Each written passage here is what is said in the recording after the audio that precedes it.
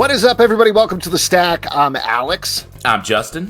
What's up? I'm Pete. And on The Stack, we talk about a ton of books that have come out this week. We review them just for you. So let's get into it because there's some big ones, and there are lots of them. Big ones. Kicking it off with Absolute Superman #1 from DC Comics, written by Jason Aaron, art by Rafa Sandoval. Now, this is the third one out of the gate of the new Absolute Universe line. We're getting a reviewed Superman. Lots of big changes here, as we find he's gone from Man of the Steel to Man of the People, if you will. Wow. He is famously known as Man of the Steel. It's the Man of the Steel. Man of the Steel. Anyway, we loved, I think, Absolute Batman and Absolute Wonder Woman. So what'd you think about this one? Did they have a hat trick with this new Absolute Universe? Well, let me start by saying Pete is overwhelmed. Let me start by saying I saw this annoying TikTok guy talk about how they changed the artists around. Bring this up, yeah. But good information to know before reading this. Can I give a little clarification here? So this was a thing that we put up on TikTok where news came out via Sketched, which is an awesome website everybody should check out. But they had a really great deep dive into the art process, and it turns out that Rafael Albuquerque was the original artist on this, did a bunch of the development designs, but ultimately there was catastrophic flooding in Brazil that prevented him from going to a studio. He was also very busy working on relief efforts and everything else. So Rafa Sandoval jumped in about a month before San Diego Comic-Con and is drawing the title going on from there. So I think what Pete is getting at, because you love the Kirky, is as soon as I heard that, I saw the vision. Like, that's certainly more of a piece with Hayden Sherman on Wonder Woman and Nick Dragotta on Batman. But not to jump ahead of you, I think obviously it's a very different tone because Rafa Sandoval is like superhero artist versus Albuquerque is a little more of an independent, a little sketchier, more cartoony feel. And I would say horror vibe to it. Yeah, to back up your point of all of these comics in this line, it feels like a little darker, a little heavier, horror infused. So maybe that's what you're talking about. Yes, but Pete, that's just the information, just to lay that out there for our listeners who don't know what you're talking about with the TikTok, but go ahead.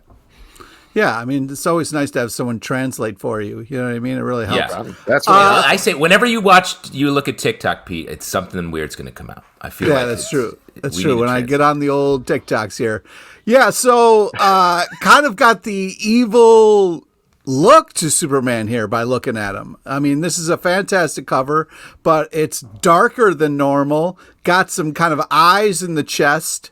And then flames around the wristbands there. So dark look, kind of more of a metal kind of look to it. So setting a interesting tone. Then we open this thing and we find we're getting and spoilers, but we're getting a little bit more of a blue collar Superman here. He's like, hey, listen, my parents are badasses. I'm from the streets. I'm different now.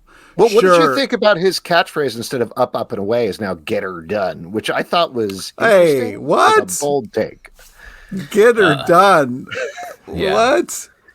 He's I believe tater salad is what we call him from now on. Pete, you seem a little lost in the weeds here, so why don't we turn it over to Justin? What did you think about this book? Come out of the weeds, Pete. I think this is great. I like it is of a piece with the other books, but it does have its own sort of tone and what it's going for. Like you're saying, man of the people, very much like anti-corporate. We gotta rise up energy, which matches really well with Superman. It reminds me of some of the good ideas in the Superman movies from the last 20 years that were often not quite landed in the films. But here I feel like it has real potential to land. And it wouldn't be a Superman reboot if you weren't trying to say that the S in Superman means something else. Yeah. Something weird. Something where it's like, yeah, my S, very clear S, by the way, should be an S word probably, but it means working class. I'm like, okay. It means jobs. Weird rule we've established for Superman that the S means other non-S words. It means jobs. Saying. It's the S in jobs. Well, I think Jason Aaron is... Oh, sorry. Go ahead, Pete. I was just going to say, to try to land my own ship here, it's a different kind of look, but I was kind of like, what are we doing? Why are we seeing this? But then the twist when we have kind of Lois arrest him, then I was all in. Then I was just like, oh, here we go. Now you like handcuff stuff. He's been very in on the fact that journalists should be allowed to arrest people, right? Legally. Yeah. Give him a badge. Camera and a badge. I have information, and I'm going to arrest you for it. Yeah, I just think that they're making some big swings, but it feels interesting. So even though I've seen this rebooted a ton, I'm still here for it because I feel like they're making some cool twists and turns that aren't just like, hey, S stands for different words now. Mm-hmm. The thing that I think this is doing successfully, and what Jason Aaron does here that sort of pans out on the whole line, is he's doing two things, right? One, he's taking a look at, okay, Krypton exploded in ecological disaster, something that doesn't really get dealt with too much in terms of the Superman mythology. It's more about like, now he's on Earth and he was raised by the Kents. So how do you extrapolate off of that into the way that our modern world is dealing with our own slow ecological disaster? And that's what's coming to bear here in terms of what Superman is fighting. But the other thing is, if you go back to his original 1930s origin, he was fighting for the workers. He was fighting against big business. And that's exactly what he's driving in here. And overall, the reason I think that connects to the overall line is the thing that I was hoping was going to happen with these books that is panning out with these books is they are keeping the core of the characters while revamping everything else about them. And all of these books are about, including this one, Superman is about hope. He is believing in humanity. That's what the S stands for. Exactly. But or is it that's what's show? coming through. Shope. And that comes through in Batman and Wonder Woman. You know, I think with Wonder Woman, we talked about her. Justin, I believe you brought up that this is different from the dark multiverse stuff because it's not like stories that failed and they're dark and they're what ifs and they're bad. It's things are bad, but these heroes are fighting through them. And that's what we're getting here. Yes. Yeah. Yeah. I got a couple of questions. First off, like, what's up? Do you think it's rude to stare at somebody's chest eyes? You know what I mean? Because it's like Superman could be like, no, look at my eyes up here. But it's like, I'm sorry, should I be talking to the eyes? Do you think there's like maybe half the population that deals with that on a daily basis? I don't know. Wow. I'm just wondering if there's a, I'm sure there's a right and wrong here, but I'm not staring at, I'm still trying to find the eyes. You know what are you talking about? I really don't. He has flaming eyes in his chest on this uniform. And then you talking about the little muscle bits down by his abs? No, I'm talking about the eyes that are flames on his chest. All right. I think you're having a psychotic break. Maybe let's not stay on this point. What are your other questions? Well, I was just also wondering, like, is the wrist flames like changing size depending on his mood and stuff? Like, he's got mood sleeves. Yeah, because that would be fun. I like the development of the costume. I think that's neat, and that's going to be fun to follow. And I love the stuff that happens at the end, the little teasers for what's coming up. That's what I was going to say. I really love when comics launch with these little hints or little points, because I think while it is a great way to sort of tease and set up what's happening, it also, for me, gives us a great just compass direction with a number one in where we're going and what kind of things, especially when we're sort of starting a new universe or on a character that we already know. It gives us a real strong direction into what parts of the mythology we're going to explore, and this is very cool at the end. All right, why don't we move on? We could probably talk about this for another hour. Instead, let's talk about The Ultimates, number 6 from Marvel, written by Dennis Camp, art by Juan Frigeri. In this issue, the team is finally all assembled, and they are on a mission to do what they think is to save a bunch of superheroes who have been imprisoned by the Makers Council. Turns out it's a trap. It's a trap. And things go very, very badly for the team. This has been a blockbuster title that I think everybody has been enjoying so far. How'd you feel about this latest issue? Send me to Dennis Camp for the summer because I'm all in on this stuff. This is great. We get to see this Ultimates team that is a little wobbly, I think we can safely say, and they just get their asses handed to them by a Hulk that is, ice cold, but also devastating, who's got some iron fist hands that he's popping off, wrecking, big moves.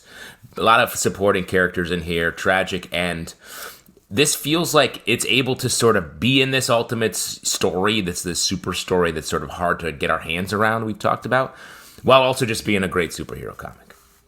I think if a giant Iron Fist Hulk offers you tea, you take the tea. You know what I mean? You don't try to fight him. I mean, I don't know what everybody's doing. The tea was poison tea. Does that change anything in your... Oh, will you drink the poison tea? Yeah, I didn't. That seems like it's a lot of work to go through. It seemed like he was just like, "Hey, you guys just enjoy some tea with me," and then a lot of work to poison tea. It's famously easy. You just put something in it. Well, anyways, I think this is super badass. I mean, having a like Iron Fist level like cheat out Hulk was crazy fun. The fight sequences were insane. They kept raising the stakes. So I agree with you. Dennis Camp is a blast. It's fun to kind of have this type of hype and action and stakes. And then old Daddy Doom saving the day at the end there. That's just fun for everybody. Camp's over. Oh, Camp's never okay. Over. No, that's Pete's sign off when he's done talking. He's like, "Camp's over. Camp's over. Camp's over." And well, when Doom pulls everybody home, the way, and everybody's like, "Camp's over." Pete, we need to pack up our sleeping bags. Camp's over, kids. There's a lot of stuff that's being balanced very nicely in this issue, and while I think I prefer the more focused issues like the last one, which focused on Hawkeye, or the Doctor Doom issue, or anything like that. Like Pete's saying, huge superhero action, if that's what you're looking for, 100% here. I like the fact that because this is an Ultimate Universe with a ticking time bomb, we have about a year to go before it's all over, it moves into the next stage or whatever's going to happen, that they're able to make big moves with all the characters that you can't necessarily make in a mainstream universe. There's also... they backburner it a little bit, but like I think it's pretty clear this is a cultural appropriation Hulk. Like that's the idea is that he's coming in and being like, yes, I understand your culture, but he's ruling it. He's taking over the immortal weapons, the 7 cities of heaven, etc. So that's definitely bubbling there. And there's also, spoiler for a very specific thing, but I can't believe he did this. I think it was probably second issue where they did the riff on the "Do you think this A stands for France" thing from the original Ultimates. Here we got a rip on that awful scene from Ultimatum where Blob eats the wasp, but then they flip it so it turns out right. And I was like, that's fun. That's a fun little shout out to be like, yes, we are aware of what happened previously in this series. We're coming up with new interesting riffs on it. The best thing to do is lightly roast the comics that came before you. Yeah. Well, it's roasting. It's working. That's what you do at Dennis Camp. Instead of lightly roasting marshmallows, you lightly roast previous comics. That's the way. Yum, yum. A s'more of satisfaction. The other thing I was going to say is all these Ultimates issues are like 12 months until the end or whatever. And it really was working on me. I'm like, holy shit, how do they call their shot? And then I'm like, wait, all comics know what's coming about a year away. It's just no one says that. But this comic's like, we have a plan. And I'm like, yeah, good. You should. Do you think at some point when Jonathan Hickman was setting this up, he was like, you guys remember that Spawn countdown clock? What if we did that for a full Exactly. ride? That's so funny. It is real, and it's working. I found the Spawn clock lame. This clock I like. What's that about? Weird. Normally we should do like top 5 comic book clocks as like a video or something. Oh, sick. Yeah, Miss Minutes. Number 3. FML. Camp's over. FML number 1 from Dark Horse Comics, written by Kelly Sue DeConnick, art by David López. This is the team from Captain Marvel back together on an 8-issue mini-series. There are a wild amount of things happening in this first issue. It takes place in Portland. Did I get that right? It's either Portland or Seattle. I'm sorry, I mixed them up. Wow. What an East Coaster. Yeah, whatever, dude. I don't know. It's somewhere on the West Coast. 2 separate right? places. Come on, bro. Yeah, they're basically the same. Anyway, there are 4 kids This is focusing on 4 kids who are dealing with school shootings being a way of life, climate change being a way of life. Everything in the world is terrible. So they retreat into telling each other stories. There's a lot more going on here, and the indication in the final couple of pages that there's even more going on. But I love this book. This was, I think, my favorite issue of the week, I want to say, just in terms of the depth of character that's going on here, the relevance to the outside world, the depth of emotion, but also just the creativity with the comic book form. It keeps breaking in with other formats and other looks in the middle of a page, and I was just impressed across the board. Agree, like a great use of the form. And this reminded me a little bit of Grommets, another comic we're reading, of like sort of a capturing a moment in time at a place in time. This one takes some other twists and turns in a fun way, but agree with Alex, really enjoyed this. Yeah, this is definitely my in my top 3 of the week. This is awesome. I had a blast with this. Love the color. Love the different. Love the kind of just the back and forth here. You really feel the friendship and the history. I just had a blast with this. It's in my top 3 of ones we've talked about so far. That's for sure. The 3 we've talked about. Wow. All right. Why don't we move on and talk about JSA #1 from DC Comics, written by Jeff Lemire, art by Diego Olortegui. This is a pretty big, bold reinvention of the team because, mild spoilers here, but I think they've talked about this. The JSA, the main JSA, is somewhere else where we pick up, and Infinity Inc., the younger version of the team, is stepping in as the de facto JSA. There's twists, there's turns, there's fights. I really loved how this book jumped into the middle of the action, where it felt like, I don't know, issue 4, issue 5 instead of issue 1. That was just very impressive to me. There's a couple of books in our stack today that I was like, wow, way to hit the ground running. And this one definitely felt that way. Sort of a darker tinge. JSA is always like the big, bright, shiny heroes of the past. Nostalgia. This feels a little bit the opposite of that, but in a good way. And JSA is one of my favorite sort of teams, and I'm happy to see it back in a new way. Just finish up what I was trying to say about the last comic. I love the art style and the maps and different stuff. Very kind of unique and cool. Okay, maps. So with this, maps. Forgot about maps.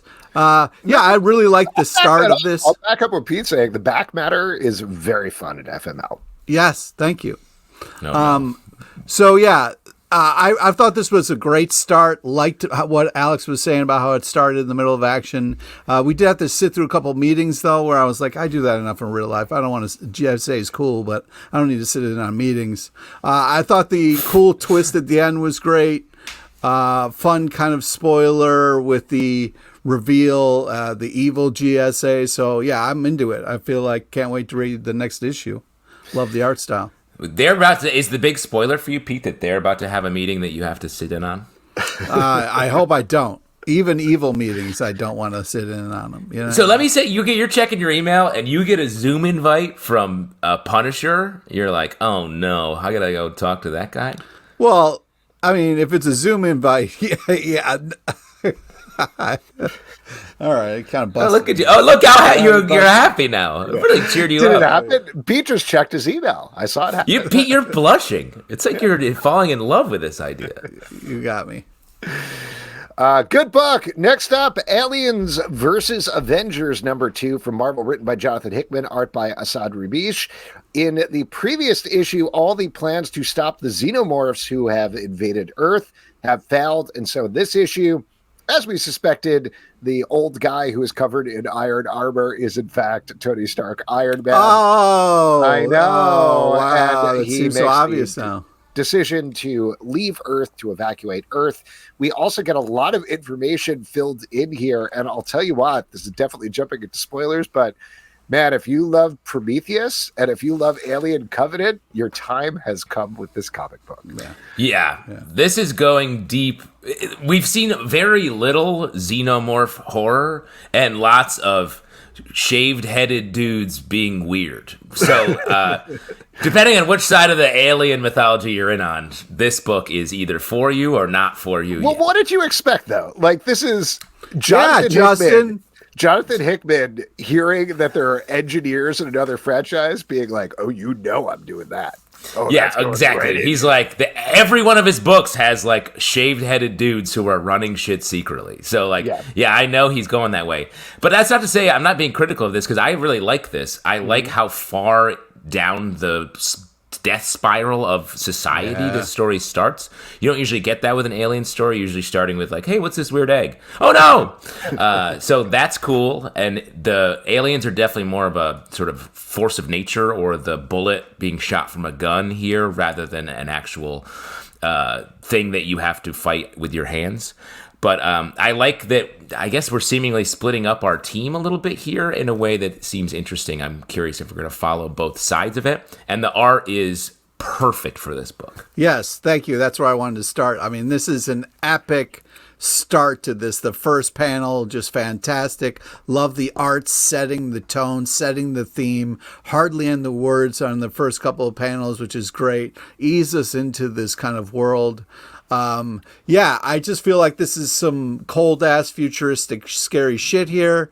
And then Tony leaves early. I hate when if you're counting and you say you got to count to 10 and hide and go seek, you got to go to 10. You can't launch early. Give your team a chance to kind of make it back to the ship, Tony. You're being fucking selfish, and it's ridiculous.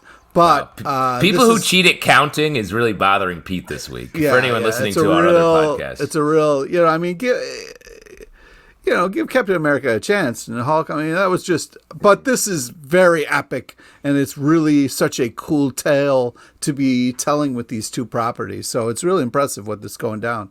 Yeah, there were multiple moments where I was like, oh shit, while reading this book. It's fantastic. And I normally hate this kind of thing, but it really is helpful if you watch Prometheus, if you watch Alien Covenant, you watch all of the Alien movies to understand this, like almost more so than Avengers stuff.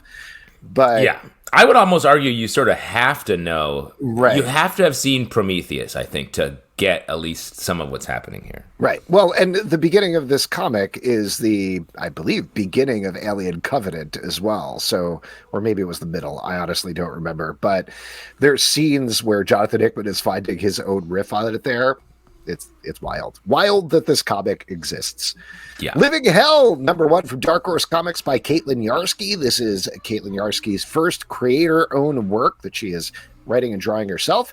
And it's about a guy who is a demon who has escaped from hell and is finding himself sucked back into that life against his will, despite building a family around him. I always am blown away by Caitlin Yarsky's art, but I was also really blown away by her writing in this issue too. This is a really fun, interesting setup. There's some real emotional stakes, some interesting mythology. Great debut first issue here. Yeah, I really agree. I was super impressed by this. It's heartbreaking, but it's beautiful at the same time. We got a very intriguing cover here. They do a great job of setting up an idea and really delivering. I mean, the last line is just so badass, where it's like, and that's how became the shepherd. I was like, oh shit. Oh, I'm in. This is great. Yeah. So, do you ever say that, like when you see somebody with a bunch of sheep and he's like, and that's how I became the shepherd? And you're like, oh man, anytime you see a shepherd, they've got a crazy story about how they became a shepherd. Like some badass dude. Oh man, yeah. Because it's not, it's a hard job. Herding sheep. You can plus the fish off, you're falling asleep. Not a lot of people know this, but like 90% of shepherds are like straight up Jason Stathams. They are. You think of them as sort of like these old guys with the hook canes, whatever. No way, man. They're the beekeeper, the transporter. They're the shepherd.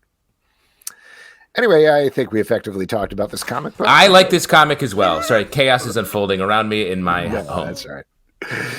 All good. Definitely pick this one up. Next up, Batgirl, #1 from DC Comics, written by Tate, Brombal, art by Takeshi Miyazawa. This surprised me. Same. I kept having to go back and be like, what issue is this? 1? Yeah. Weird. We'll talk about this because I assume this is one of the ones that you were referring to, Justin. Yes, this comic throws you so hard in the action. I couldn't believe this was a number 1. I was like, was there a 0 I missed? And maybe it was the all in. Like, does all in mean it's you're in? You're starting. Yeah, there's no in the middle. Yeah, yeah. But I will say I like this. Cassandra Cain is. Obviously we have our Batgirl rankings. You guys are ranking everything this stack. Barbara Gordon, great Batgirl. But Cassandra Cain is like a very different Batgirl, but I really love her character, and I always want to get more into it. I feel like we've gotten a little bit of her origin that feels the same. We've told that same story a couple times. I'm excited that this might go a little deeper in it and really put us in her head as we're learning about her life in this series. Yeah, I agree with the JT Sizzle here. This is a cool story, and I'm really impressed with not only how it's being told, but this is great to see this kind of mother-daughter team up, the kind of putting her in a different position than we've seen her, acting differently than we've seen, but also the familiar, like, just whooping ass. Just straight up kicking so much ass. So yeah, I'm having a blast with this. The art is fantastic. Love the pace of this. A lot of action. You're getting a lot of bang for your buck here in this comic. This is a fantastic number 1. Just to dive further into it, because I don't think we've said it yet, this is one big action scene. It starts right before the action scene in one setting and then follows that through, and it's not over by the end of the first issue.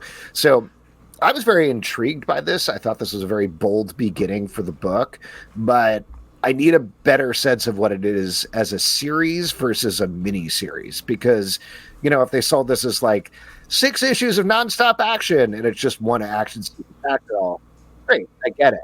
But what is this like in maybe this like comic book atmosphere where things get canceled in issue 4 or 5 or whatever? But what is this like at issue 10, at issue 20? I'm just not sure yet, like what the mission statement is, though it's well written and well drawn throughout. But I do think that is maybe the point, that it's not telling you the mission. It's sort of like, hey, the mission started. Hurry up. Go do your part of your mission. Yeah, I guess we'll see. I'm certainly willing to follow it further.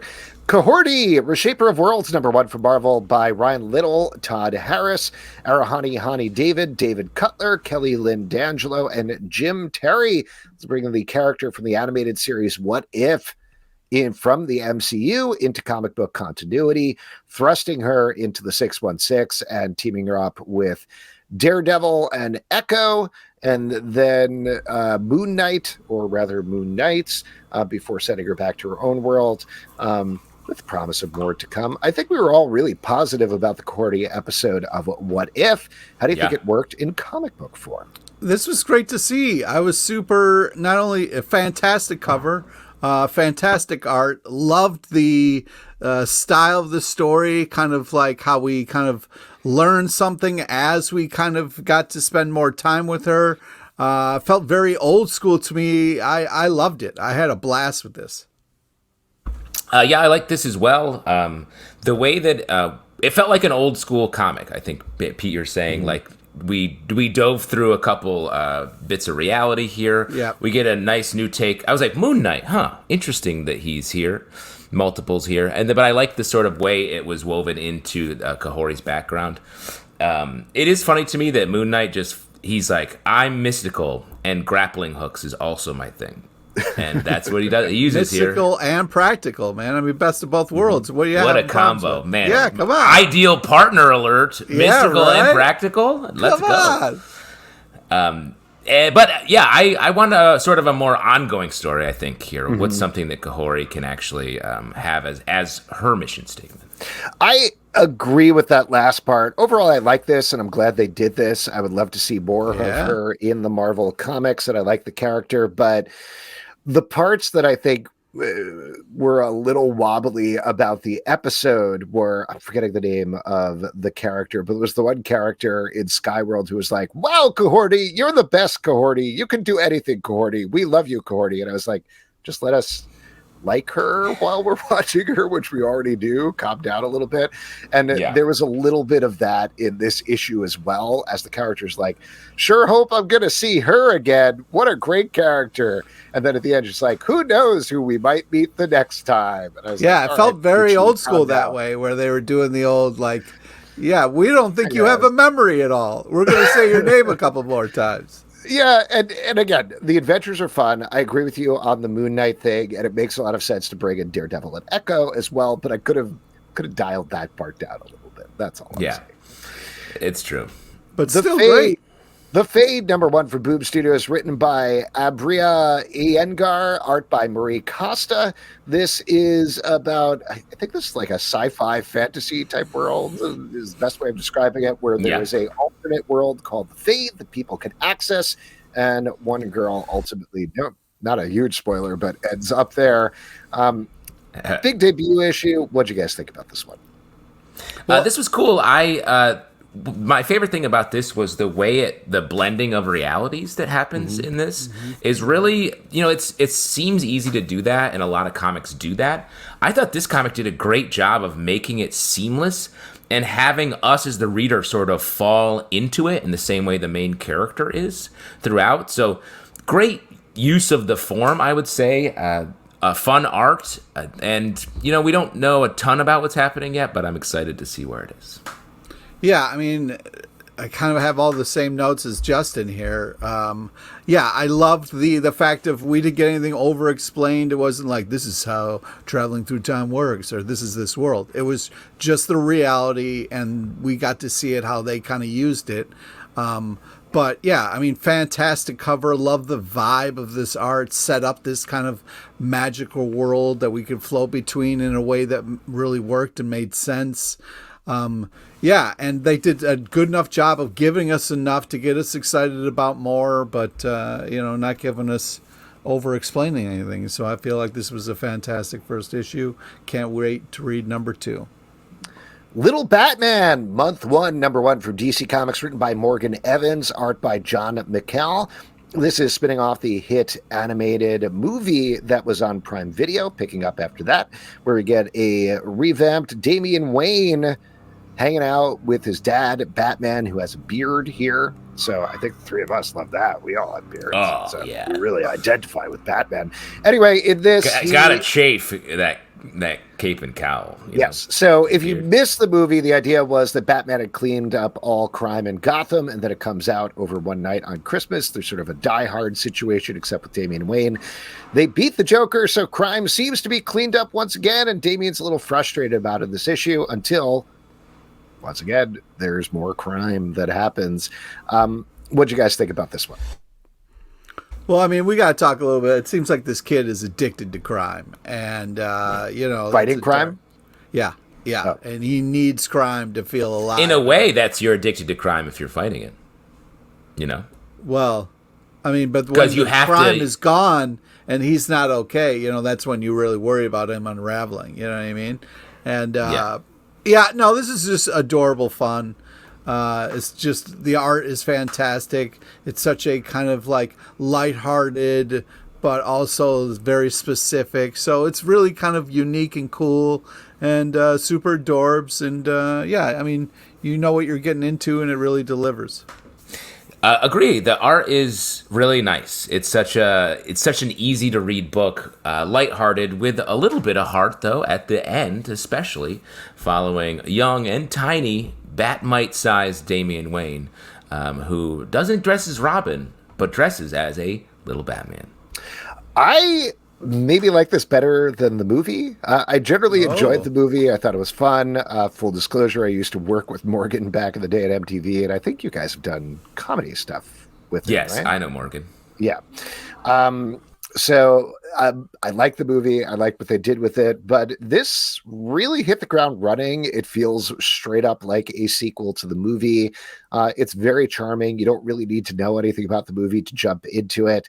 And I was about to say animation. The art style perfectly matches it and channels the movie as well. So very fun, good debut, and I'm looking forward to reading more. Bring on month 2. bring on month 2. Negasonic Teenage Warhead #1 from Marvel, written by Andrew Wheeler, art by Eleonora Carlini and Carola Borelli. This is collecting the digital series that was on Marvel Unlimited that gave Negasonic Teenage Warhead her own mission, sort of separate from Deadpool. He certainly shows up here quite a bit, as she needs to find a girl that she has never met before in 1 hour and kiss her, or the entire universe is going to be destroyed. Pete, you seem pretty excited about this one, so take it away. That's my every New Year's Eve, man. It's it's hectic but true. I mean, yeah, this is it's great to see Negasonic Teenage Warhead getting her own book here. Exciting, fun cover. I think this is a blast. I was hoping to get less Deadpool and we could get more of her, but hey, never heard Pete say that. We're gonna work that out. I feel like once hopefully this takes off, she'll be able to get more of that. But yeah, this is just exciting. You know what I mean? This is new comics, getting new characters a chance here. So yeah, this is fun and cool and fantastic art. I think this, like you said, Alex, was a digital comic first, and I think you do feel the chapterization of it pretty hard here. Not that that's necessarily bad. I sort of like the fact that Deadpool kicks it off, and then we do leave him behind pretty hard. It made for more space for NTW to really pop. And the breadth of this... NT-dubs. The way this story expands to become a cosmic level threat, I thought was cool. And the use of so many other Marvel heroes, the all-female team of heroes that sort of serve as careful things that Negasonic Teenage Warhead has to watch out for, while at the same time helping her, I thought was really cool. Yeah, agree with all that. I really like the cameos in particular, and I agree with you that you could feel the digital to page a bit, but still, if you did miss it digitally, like I did, it is a story well worth picking up. Something is Killing the Children, #0 from Boom Studios, written by James Tynion IV, art by Werther Del Maria. And Pete, you are cheering for a 0 issue. That's what thought. This has made me question everything. I've realized I've been the asshole the whole time. What? Show over. End it here. It's not getting better than this. We're good. Yeah, camp's over. Camp's canceled. I just feel like this is. There's no way this is an actual 0 issue because there's so much that happens here and it's so important. I feel like they're just fucking with us numbering wise because this is the least 0 amount of issue that I've ever read, but it is a 0 issue. So I guess I've been wrong this whole time because this was my other of my top 3. This is in here because this is just unbelievable. I mean, so much goes down on this issue. The art's just glorious. I mean, this is so intense but great. I love all the amazing characters and the twists and turns that we get here. This is just this comic is glorious. I don't know what you're doing. You got to read this fucking comic.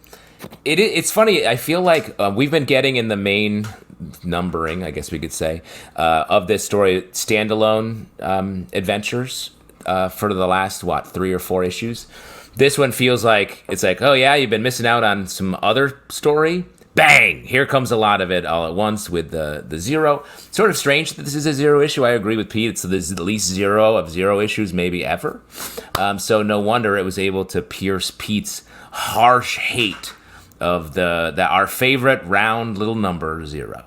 Mm-hmm. I mean, it's a 0 issue because it's jumping back before the beginning of the series to show how Erica Slaughter ended up in Archer's Peak. It's giving also, per the point that you guys are making, is jumping forward to show what is coming next. All the bad stuff that is coming for her over the next, probably, I want to say 50 issues, and maybe even more, something like that.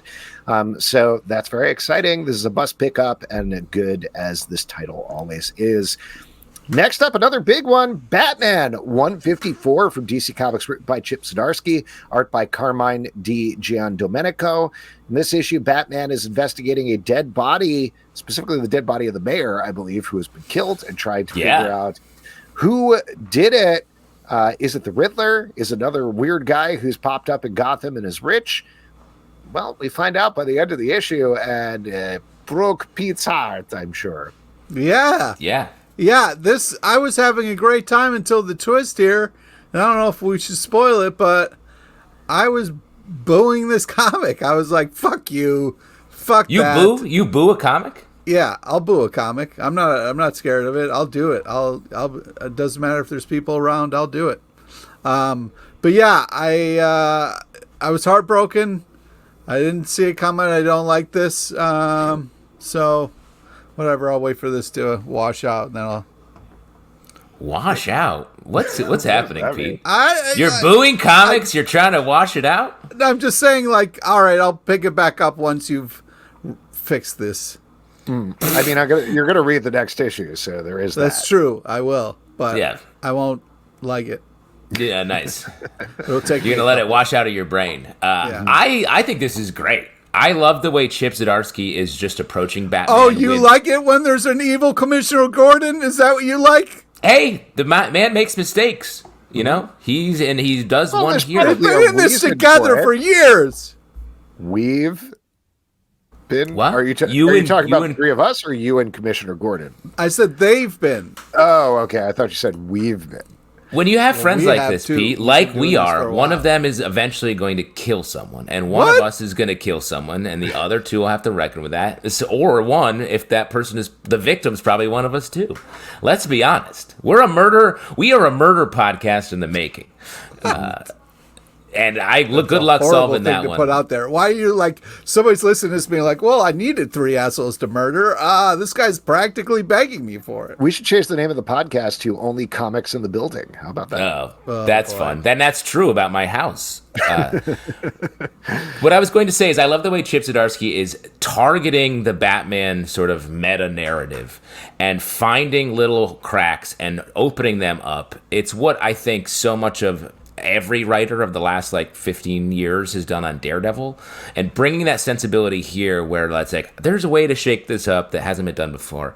I'm going to find it and do it. And I think that's great. And Chip's been doing a great job with this, I think. X-Men #7 from Marvel, written by Jed MacKay, art by Netho Diaz. In this issue, we jump back to the Iron Knight to find out how the X-Men came to stay in Alaska, what's going on with the frozen wild sentinel there. We also get a bit of a hint about what's been going on with Magneto, as we also, by the end of the issue, set up the first crossover between the new X-Men and Uncanny X-Men in the Assault on Greymalkin storyline that's coming soon. So lots of business. And Pete, as we found out, doesn't like business earlier in this episode. No. Yeah. Yeah. I had a blast with this. I, first off, love the cover. What? This was a fantastic cover, and this is a fun idea. Team up these 2 assholes together. Cyclops and Magneto, great. Yes.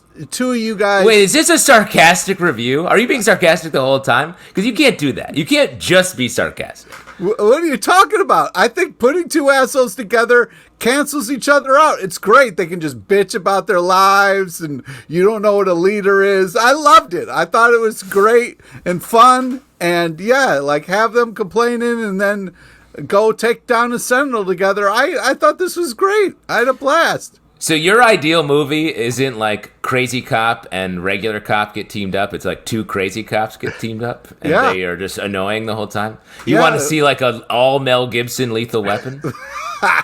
Sounds racist. I'd rather not see it. Yes, exactly. Yeah. It escalates quickly to just straight up racism. It's interesting the way that that Jed MacKay's sort of telling the story. We're getting a lot of important information here in issue 7 as to why, sort of how Cyclops and Magneto are just let's crush beers, bro, and then things spin out on my this is what porch. Wolverine does. Imagine inviting Magneto over and all you have is canned beer.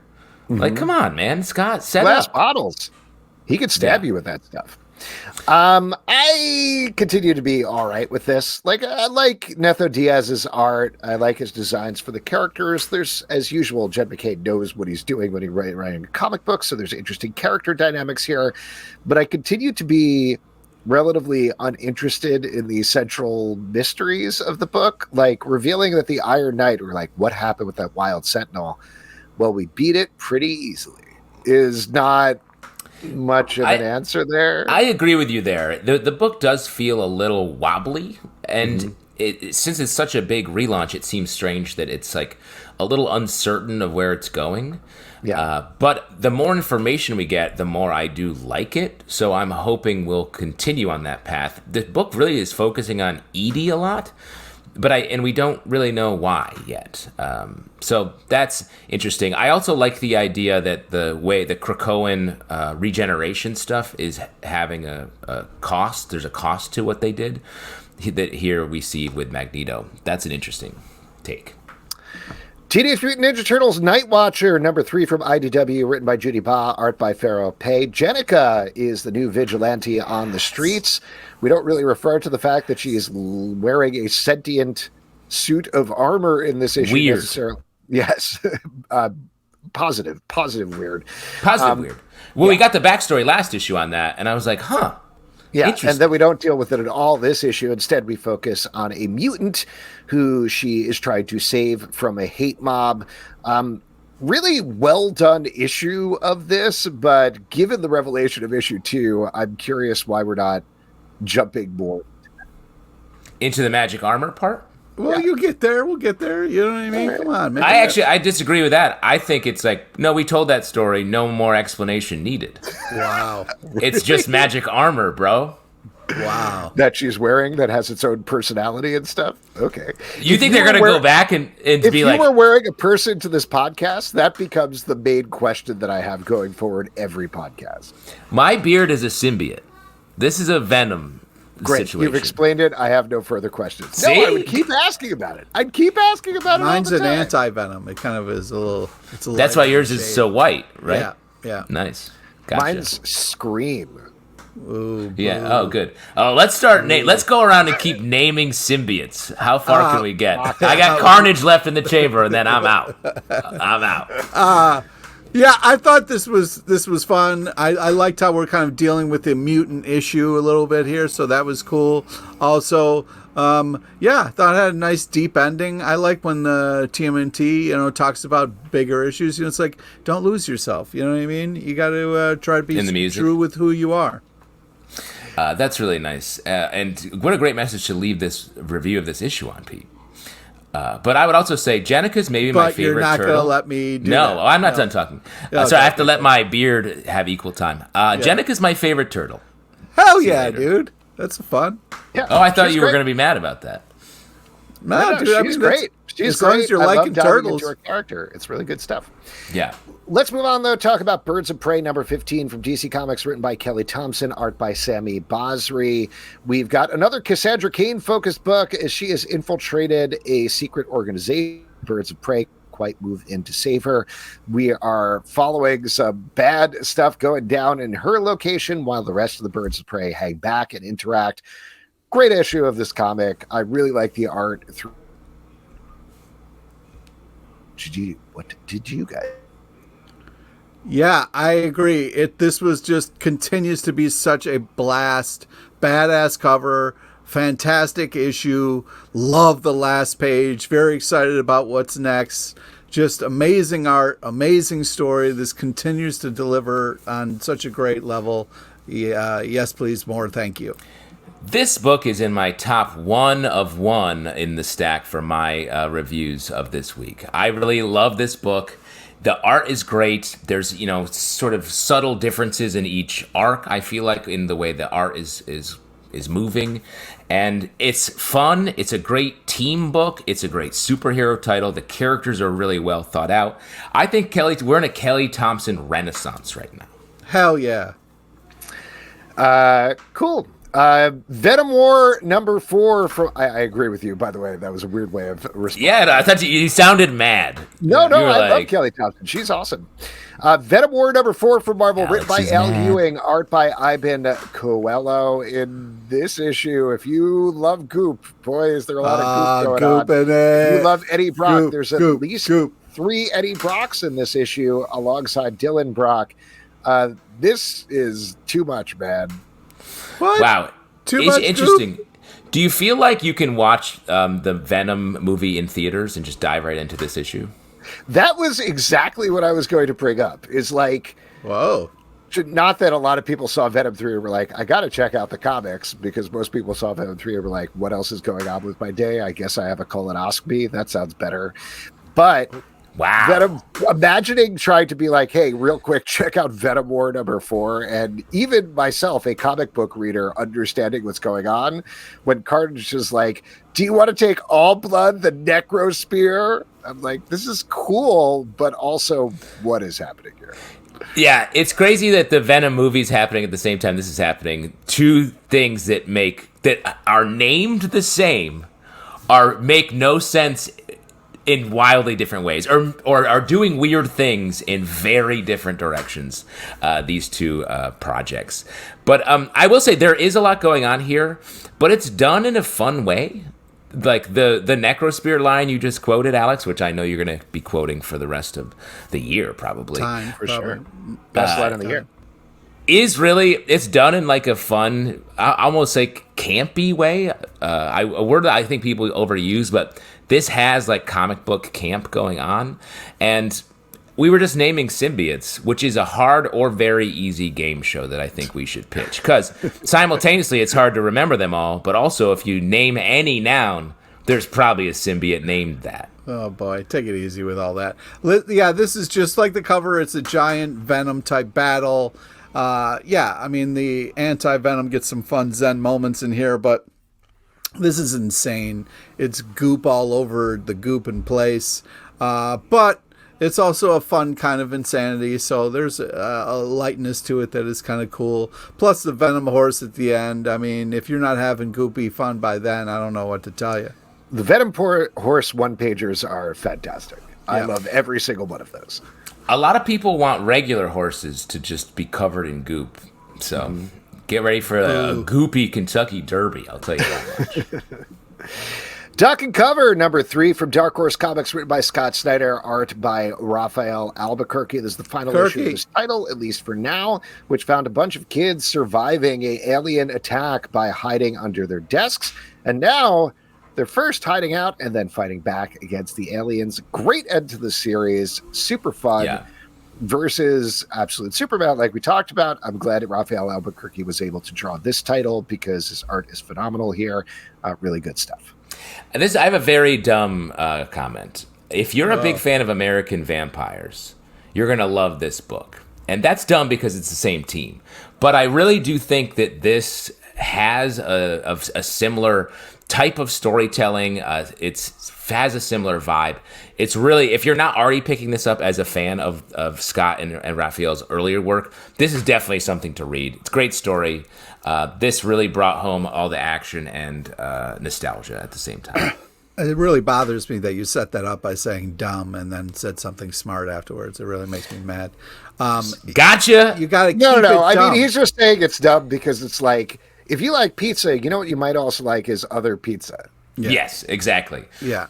But there's more. I'm just saying there's more in common between these two pizzas than 100%. You might think. Yes, absolutely. There's nothing dumb about that. Anyways, this is a blast of an action movie. This is just so much fun and the great combination of story and art that meets perfectly here. I mean, the Kirky and the SS Snyder are just unbelievable. Just unbelievable here. You're trying too hard. You're trying too hard, man. You're nicknaming like crazy. I'm going names crazy, but I just, this is just a blast. This is an absolute blast of a comic and definitely worth checking out.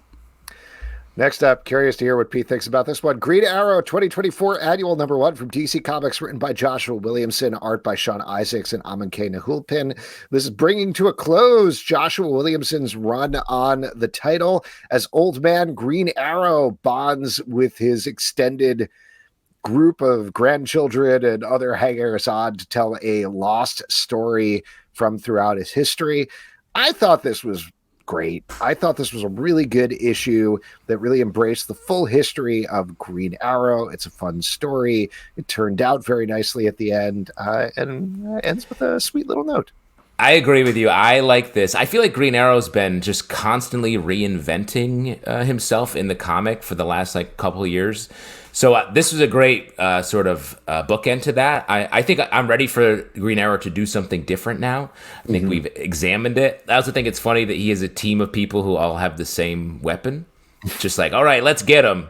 We'll probably shoot arrows at him to get him. It makes sense. There right, is one character in this issue who's like, I don't have arrows. Can I have an arrow? Yeah, that's good. And you came to the right place if you like arrows, because we got them. I had to take a step back today, and I was like, when I was reading this, and was like, oh man, I hope Pete's forgiven Green Arrow. And I was like, what the fuck am I saying? What am I thinking? I hope Pete's forgiven Green Arrow. Okay, I think that. That's weird. Yeah, this was just like, this guy, it's insane to me that you're going to go and vacation with your family on this island where you were trapped and abandoned and almost died and was full of booby traps and all sorts of things. But now you're just going to be an old man telling stories in this place like it's a vacation home. Okay, whatever. I'm still not over it, so I can't enjoy this very sweet issue. It seems like this guy shouldn't be in charge of this family. He's a loose cannon and has no fucking morals. You haven't forgiven Green Arrow. Wow. And never will. Arrow, your favorite thing. It's too soon. Too soon. And come back to me, knowing you, come back to me in 15 years. It'll still be too soon. You're going to hold on to this for the rest of your natural life, Pete. Pete's last words, fuck Green Arrow. Camp's over. Camp's over. X Factor number 4 from Marvel, written by Mark Russell, art by Bob Quinn. In this issue, the team is going to the center of the earth to rescue some scientists and dealing with some interpersonal relationships at the same time. What did you guys think about this one? No, nothing, Pete? Try not to jump in if you wanted to say something. I guess I should know if there's an X in the title. You don't want to go first. Nope. X not going to give it to Pete is what I'll say. Yes. Oh, wow. I like this title. I like that the tone of it is really strong, and that the one and done adventures feel good. And this one had sort of a weird romance at the center that felt a little odd, but in general, I think more comics should be this type of like fun, little edge that are sort of one and done, but ongoing threads of sort of media criticism and why do we do anything feels like an undertone of this story, which is, you don't see that a lot in comics. I agree with Alex, I agree with Justin, where this is a fun... I agree with Alex. Silence is golden. Nothing. Yeah, I think that this is a great kind of story arc. We get to see an idea really played out here. You know, it's this kind of... Uh-oh.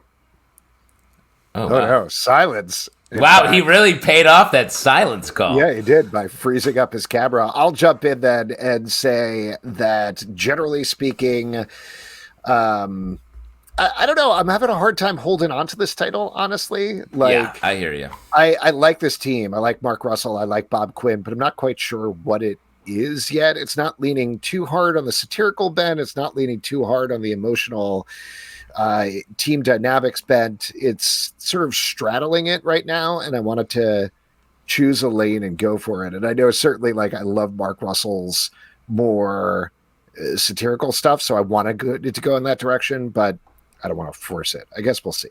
We'll see what happens. Yeah. All right. Why don't we jump over to Public Domain number 10 from Image Comics by Chip Zdarsky. This is a big issue. Spoilers for the last issue of the title. We ended up finding out that our main character, Sid Dallas, I believe it's Sid Dallas, right? Is that? Mm-hmm. Or Sid Dallas? No, Sid Dallas is the other guy. Whatever it is, our main character's wife cheated on him with his editor. So lots of big emotional stuff going down there. This issue, we jump back in time to see just how that happened, looping back up to the present. And this is great. This is just a great character piece. It really unveils a lot about all three of these characters. It dives into comic book history. I continue to be very, very impressed with this story overall. Yeah, great characters. And we talked about this a little bit in the context of going to New York Comic-Con with this book sort of in our heads. How much this book feels like almost a documentary about being in comics that's going on underneath, just a great story between all these different characters. And that feeling for me is only getting more intense. I feel like this is just like sitting down and talking to an old-timer comic book person and just hearing stories about how stuff went down. So if you are at all interested in that, this book is great. Plus, interesting characters doing fun and funny things.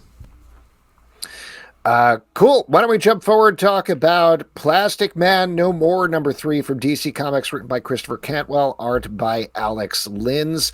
In this issue, Plastic Man is still trying to save the life of his son by blowing up a nuclear bomb, essentially. So he's delving into villainy quite hard here.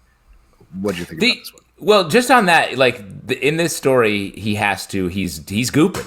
He's gooping out, and he needs to blow up a nuclear bomb to harden his plastic, I guess, and for his son, who will eventually have this happen to him. And his son's like, "You can't set off a nuclear bomb." He's like, "Don't worry, I'm doing it down by the docks." I'm like, "By the docks? That's not far enough away." No. If there's a dock there, that's too close to humans. You need to go into the desert or something. I do like this. I think the art's really nice.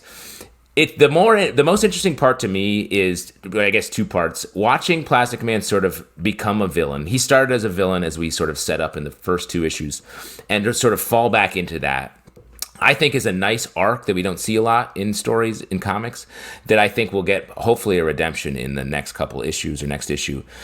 So that's cool. And then secondarily, the Plastic Man, when he's with the Justice League and they're being shitty, is really fun and sad at the same time. There's a moment in this where he's like, they're in a meeting, he's trying to explain why the Metal Men died, and Batman's like, "Should we get sushi, Superman, or what's the deal?" And that's hilarious.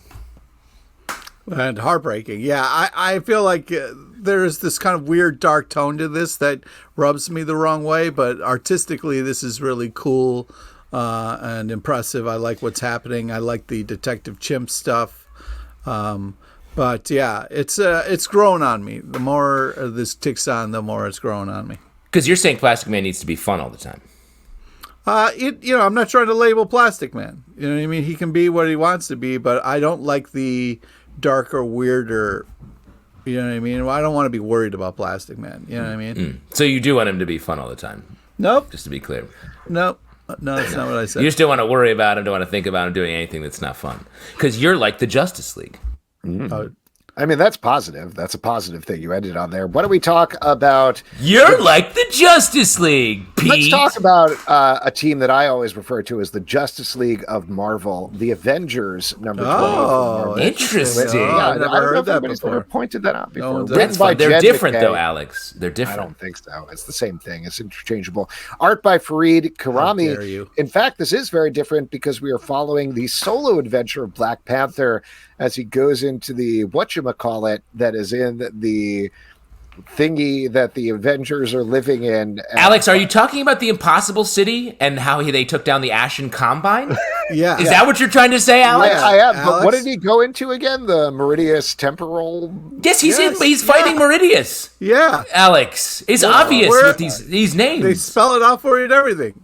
I'm so sorry, everybody. I really apologize. Anyway, Black Panther is going into this former prison and trying to free it over the course of the issue. So very much a good solo Black Panther adventure and not an Avengers book. I knew that's what you were going to hate about this. You hate it when things are mislabeled or if it's called one thing and doesn't do it enough. Yeah, so I knew you weren't going to like this.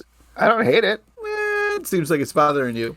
You can't seem to remember it, like how they're trying to get ready for the tribulation events, and that's why they had to go into the Meridian Diadem to force off the I appreciate the tribulation. That you remember that offhand, Justin. You didn't have to. I remembered it. I'm in the process of remembering. Yeah, that's right. He's doing a great job remembering. Mm-hmm. Yeah, I think this is a fantastic issue of Black Panther, and I don't know what your problem is, Alex, but great start. The old one person can make a difference, and Black Panther is just the one person to prove that. I think this is glorious art. Loved all the battle scenes and stuff. Why not start a Panther gang? You know what I mean? Yeah, he does a good job with it. And I think this issue, There's one of the gangs is called the Scavengers, but because this is Avengers, I kept saying Scavengers. And that's a cool way to say it. That is. Related, I'm pretty bummed that there's not going to be a second season of Scavenger's Reign coming out on Netflix. Yes. Oh, now see, Alex, that's funny, but also I am sad about that. I am also sad. I'm legitimately upset that Scavenger's Reign is not coming back. I agree, but unfortunately, it was The Sacrificers number 12. Just real quick, I just hope that Black Panther can get out of Meridian Diadem, the living prison, to get back to the Impossible City before the tribulation events. We all hope that. I mean, we're all worried about that. I mean, all those words are real. Every morning, I wake up my kids saying those exact things. As you should. Son, the tribulation events. Dad, you've gone crazy, like your friend Pete. The Sacrificers number 12 from Image Comics, written by Rick Remender, art by Max Fumara. A big issue here as our two main characters finally meet. Pigeon and the daughter of the sun, who I'm blanking on the name of, Meridian Dialysis. You can't remember anything anymore, dude. You've lost it. I will say there's a lot of nouns we have to keep in our brains. Comics are hard and I hate them. Anyway. Wow. No. This is a great issue of this book, but so much happens here, particularly after several issues of like really focusing in on the characters. It felt like a little bit of whiplash because we end up with Pigeon meeting the main character. Spoilers here, but his family is back, and then horrible things happen to his family, and then he disappears and ends up in a new situation. This felt to me like 6 issues jammed into one, so it was a wild experience to read. But yeah. I do think that's what Rick Remender's great at that. I think he's just... he's a creator that I want to look back, do like a retrospective of all of his work, put it next to each other, because I feel like his work is just getting more concise and dense as it moves forward, and this issue really proves that. Wow, that's deep. Yeah, I just think that Remender's going to remember, man. You know what I mean? Like, he'll lead you along this path and then have that one issue that just breaks your heart, rips you into a million pieces, but you show up at the next issue begging for more. The guy's unbelievable. This has a lot of like soap opera feel moments where it's like, oh my God, my long lost sister. Holy shit, it's you. You know, but yeah, I mean, this is all well built to and well delivered upon, and it's all the Remender things. It's heartbreaking. It's moving. You can't believe it. You can. How could you not see it? You can't unbelieve it. Yeah. It's just... Do you remember the 5th of November? Yes, it was yesterday. And wow. And also the art. I mean, come on. I mean, the art. The art. Action Comics 1074 from DC Comics, written by Mark Waid and Mariko Tamaki, art by Clayton Henry and Michael Shelfer and Skylar Patridge. The backup story continues Supergirl investigating a weird mystery in space, and the front story, Superman has been thrust back in time to Krypton, and the only person who can help him get out of there is Jor-El, his father. Crazy coinky dink. Yeah, right? Mm-hmm. Really is. I really like this, though. I like the big swing in terms of throwing back in time. Feels like a very classic Mark Waid thing. I'm really enjoying this Phantom Zone story, and the backup story just has some great art from Skylar Patridge. Yeah, the backup story is pretty light on what's moving, what's happening, but I do like it still. It's very spare, especially when the front story is quite dense. It's interesting reading this right alongside Absolute Superman, where it's like, oh, Krypton. We get a lot of Krypton, but different flavors of Krypton. Yeah, different takes. Do you think it's fucked up if you were to meet a baby version of yourself to be like, hey, cute baby? Because that's what Superman does. Yeah, but I mean, everybody would say that. I mean, even Superman. I mean, come on. You would say cute baby to yourself? How could you not? It's a joke. You can't not make that joke. It's you. It's a younger joke for who? No you. One. He can't tell it's for people. You. For me? It's for the person saying it because it's like, oh, cute baby. But you mean that because it's you and you think you're cute. Are you telling jokes to yourself a lot? All the time. Alone? Wow. That's basically the concept of this podcast. Is three people. I mean, that's very fair. Very fair. But yeah, I also think that Superman needs to take an improv class, because when his mom says, "What's your name?" he says, "Clark Ken." You got to think a little faster, my man. You got to be a little. You got to go A to C. Should be a little bit faster than that. Yeah, I agree. Everyone should have to take an improv class. Pete, you're an improv teacher. In fact, you taught a class called Level 0? Wait a second. What? You used to teach a class called Level 0, and you hate 0 issues. Huh. This is your origin. This is where it came from. I also, didn't teach it for very long, and then moved up to Level 1, where I was very happy. Anyways, I just think weird, dark way of saying that, Pete. Yeah. What happened in Level 0? Nothing. I mean, that's the thing. Nothing really happens in Level 0. Something is killing the improv students, more like it, right? Yes. Anyways, this is a tight package, as Justin likes to talk about. And it's definitely continues to be such a fine level of writing and artistry. So, this continues in that direction. X-Force number 5 from Marvel, written by Jeffrey Thorne, art by Marcus Toe. In this issue, we're continuing to teams fight against Nuclear, the Nuclear Man, I want to say, as well as some alternate universe Avengers, and Man-Thing shows up. And there's a lot of stuff going on, and by the end of the issue, one of the characters is dead. There you go. As long as you fight Nuclear down by the docks, it should be fine. I think so. Like I've been saying all along with this, not all along, in the past couple of issues with this book. I really liked at the beginning the idea of like, we're going to a different place, we're fighting these different fractures, and we're getting sort of done in one things that are building to an overall story. We spent too much time in this Nuclear thing, and I know we're moving on from here, but these past 3 issues were a little bit of a wander for me.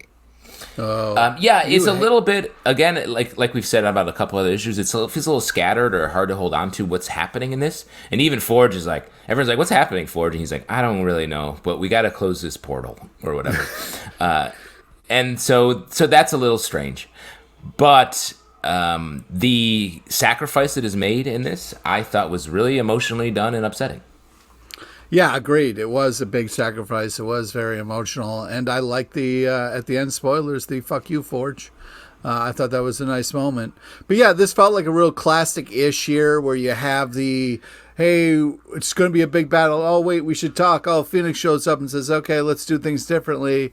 And then we kind of get this epic, will we save the day moment. And it really felt like a kind of cool X-Force, X-Men type of situation. So, yeah, I thought this was done well and had some nice art. All right, next up, Teenage Mutant Ninja Turtles Mutant Nation number 2 from IDW, written by Tom Waltz and Eric Burnham, art by Vincenzo Federici and Mateus Santoluco. We're telling 2 stories here. One, Raphael ends up in Area 52, and then in the backup story, Casey Jones is going on some adventures of his own. Pete, you're a turtle guy. What'd you think about this? Well, I mean, first off, the parrot named Pete, who just says, I'm Pete. I mean, that's awesome. I mean, that's just... Finally that's saw just yourself glorious. on screen. Yeah. Cute baby, he says to himself. Yeah, I had my cute baby moment right there. So that was just great.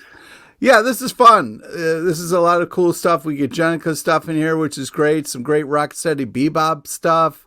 Casey Jones. This is full Teenage Mutant Ninja Turtles nostalgia, and I'm all for it, man. You can't have nostalgia if you never let it go to begin with, Pete, and you have it. So I guess you're still in it. Yeah. This is fun action throughout.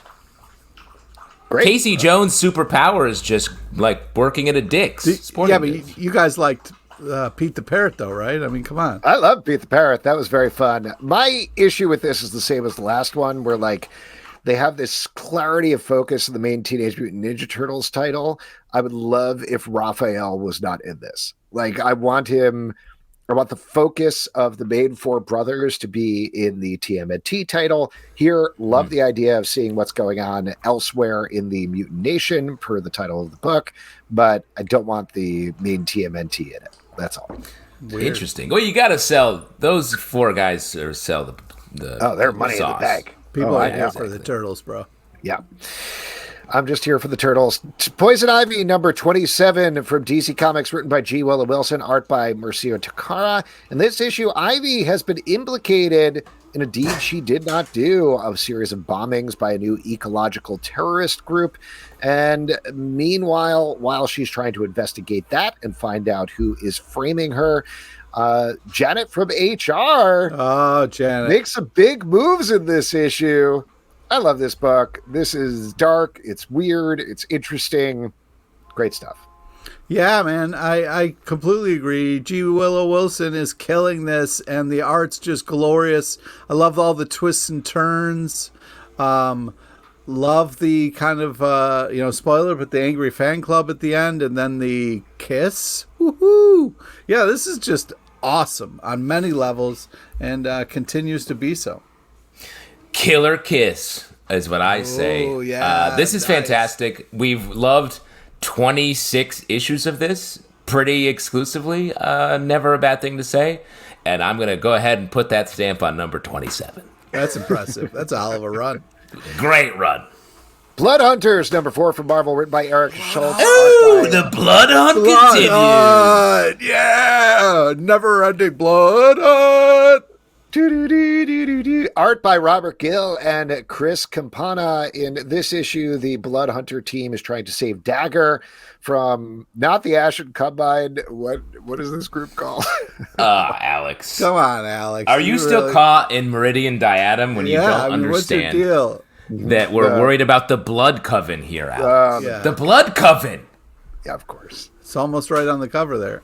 Mm-hmm. It's very close, but it's not.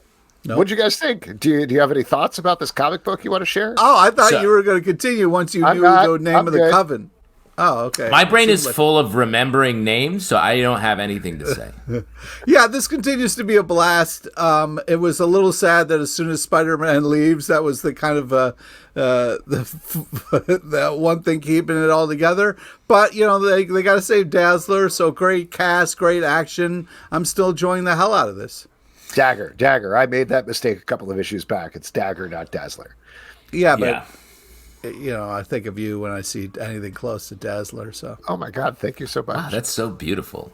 It shouldn't be. I hate Dazzler as a character. Cute baby. Oh, wow. Interesting, cute baby. I like these characters. I do think it's strange they're still fighting the Blood Coven. A team that was billed as like, holy shit, can the entire Marvel universe beat these super vampires? And then now they seem like a weird, like, junior varsity team trying to like win a soccer game. So that's strange, but I'm ready. I would like to see this team do other stuff. The key is the sliced oranges at halftime. It really gives you the energy you need. Oh yeah. Yeah, suck them dry. Suck those orange slices dry. Skin Police, number 2 from Odie Press, written by Jordan Thomas, art by Daniel Jeté. This takes place in a world where clones have been created of samples of people's skin, and they have a habit of going crazy and killing everybody. We're sort of following the resistance against that, and on the other side, the Skin Police themselves, who are trying to track down these cells. This book is great. The satire is clearly there.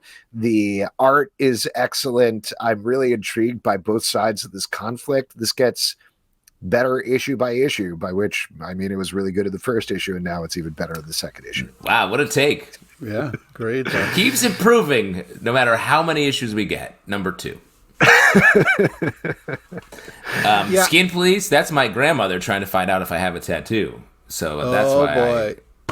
Is this triggering for you? Yeah, exactly. Oh, well. Yeah, I agree with Alex, though. This is fun. Oh, go ahead. You go. Yeah, this is really glorious art. I love the splash page of the underground world we get in this, and then the close-up on the faces for different panels. Just really, really creatively done. So well thought out. The girl crying was so powerful. I just think this is a ton of action. A lot of really cool things is happening here. But that creepy dude in the truck was really gross. And I wish I didn't have to see that.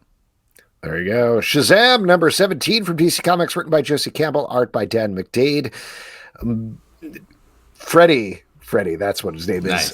Captain Marvel Jr., who is now going by the Commander, is being corrupted by an evil piece of magic that may or may not be evil, but that is exactly what Shazam and Billy Batson, who are now separate, want to find out what's going on.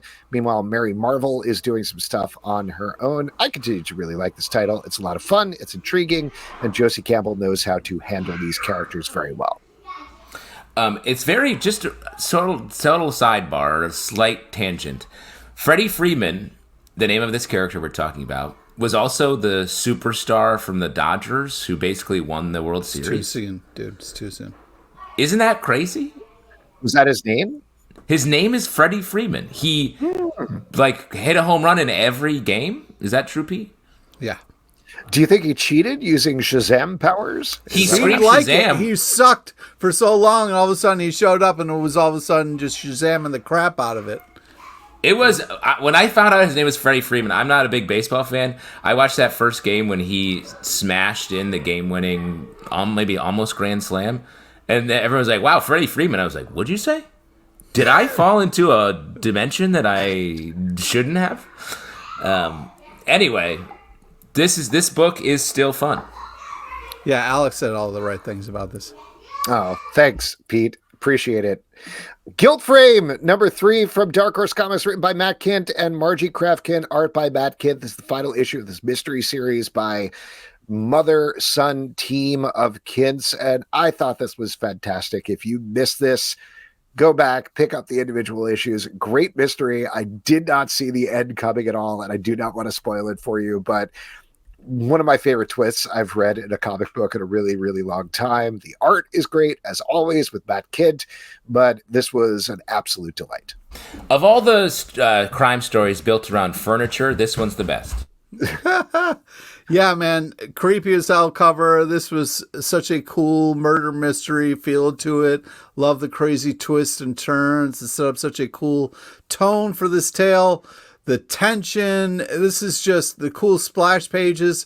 Yeah, I was just super impressed with the vibes and the way this all played out, like going really small panels, then bigger stuff. The artistry of the storytelling here is just such another level. This is just really impressive. And it's GILT, guilt. Mm-hmm. Not like the other stuff that I've never felt. Why don't we move to our last title, Godzilla's Monsterpiece Theater, number 2 from IDW by Tom Scioli. We, in the first issue, this is a mashup of what if Godzilla was in The Great Gatsby, but by the end of the issue, they added in a bunch of other characters, including Sherlock Holmes, the Time Machinist from H.G. Wells' The Time Machine, and a cyborg version of Jules Verne. It goes even further off the rails in this issue with a bunch of other literary characters.